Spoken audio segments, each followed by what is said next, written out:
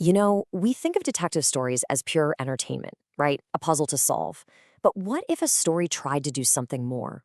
What if it tried to solve a real, brutal, and completely baffling murder? Well, today we're diving into the strange tale of how Edgar Allan Poe, the master of all things dark and mysterious, turned his pen into a detective's magnifying glass, blurring the lines between fiction and a tragic reality in a way that had never been done before. And you've got to understand, this wasn't just some gimmick. As his editor pointed out, Poe was bringing his full intellectual weight to this problem. We're talking about a time way before CSI and forensic science, when police work was, frankly, pretty basic. So the idea that a writer, a poet, could solve a crime using pure intellect, that was absolutely revolutionary. He wasn't just telling a story, he was basically conducting a live investigation right there on the printed page for everyone to see. So yeah, we're jumping into Edgar Allan Poe's The Mystery of Marie Rogêt. Now, on the surface, it looks like a sequel to his super famous story, The Murders in the Rue Morgue.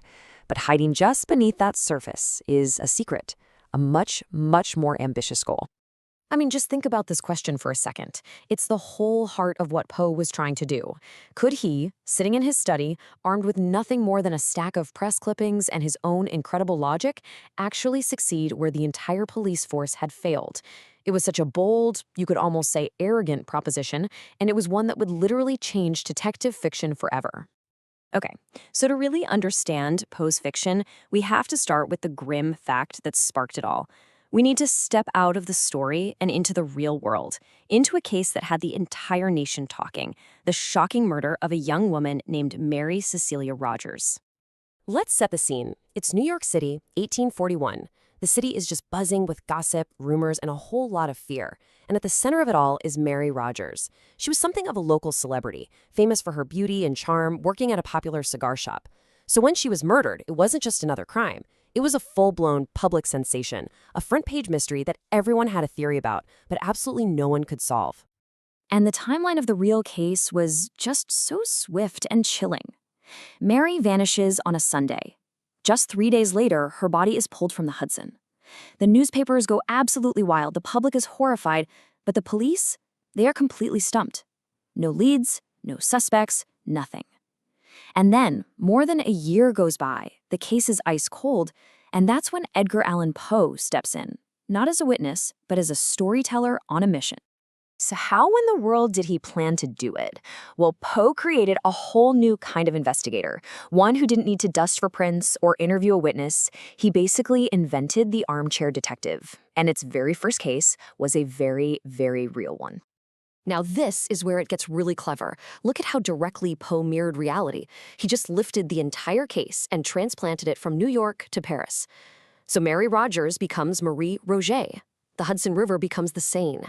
And get this, he even gave his fictional detective, the brilliant C. Auguste Dupin, the exact same source material he himself was using, all those conflicting, confusing, and often totally sensationalized newspaper reports. And just in case anyone reading at the time missed the point, Poe spelled it out for them in a footnote. He made it crystal clear.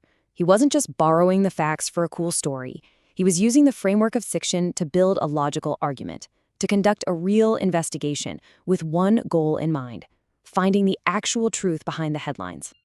So to solve this crime, Dupin, and really Poe himself, wasn't going to use clues in the way we think of them. Nope.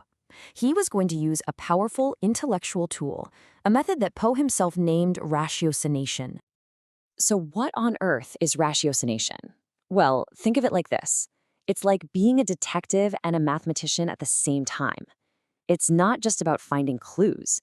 It's about weighing the probability of those clues. It's about analyzing human behavior. It's about rigorously filtering out all the distracting noise from the newspapers to find the one essential truth that logic says has to be there. And this right here is the absolute key. While the police were getting bogged down in all the ordinary, predictable details of the crime, Dupin was doing the opposite. He was looking for the weird stuff, the anomalies.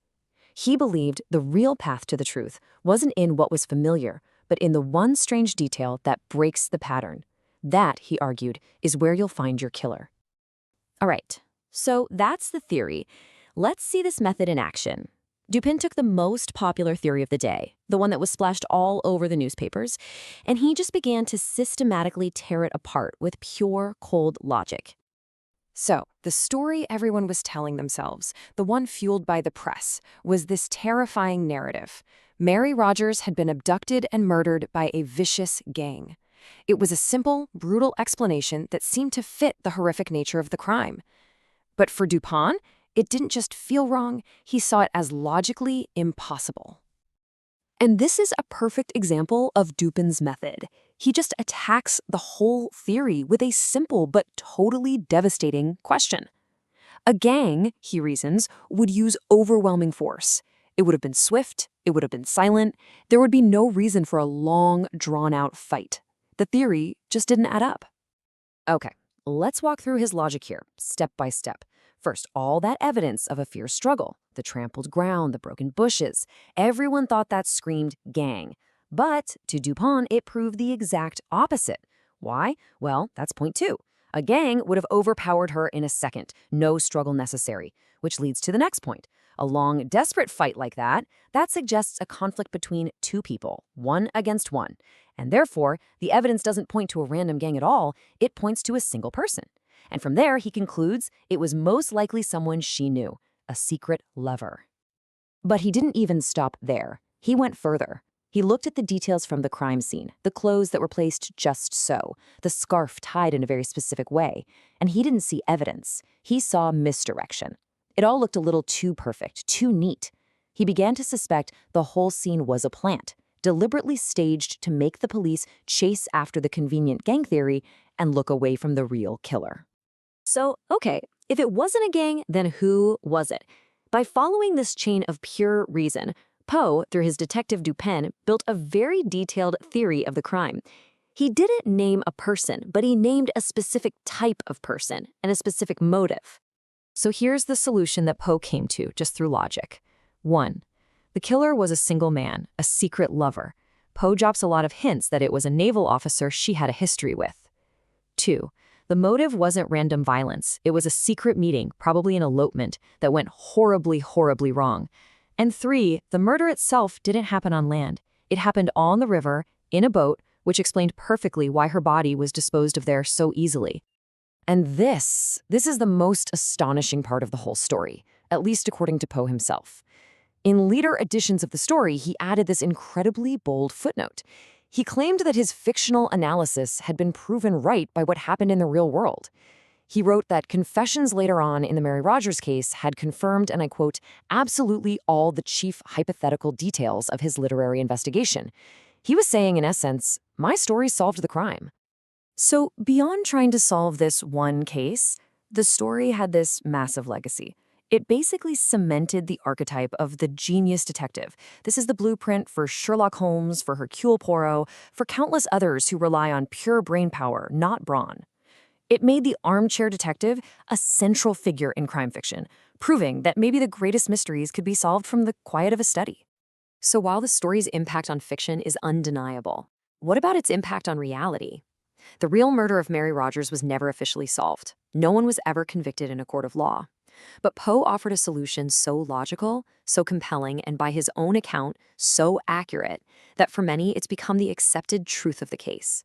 And it leaves us with this really fascinating question. When the law fails, can a story, a piece of fiction, provide its own kind of truth, and maybe, just maybe, its own kind of justice?